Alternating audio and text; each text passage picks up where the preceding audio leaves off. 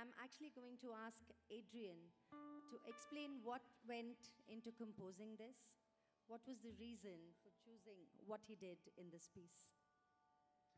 This is a piece I composed for the Two Oceans tour with Gurkar Gurmani that actually began in Hyderabad in 2007. So the world premiere of this piece was in Hyderabad.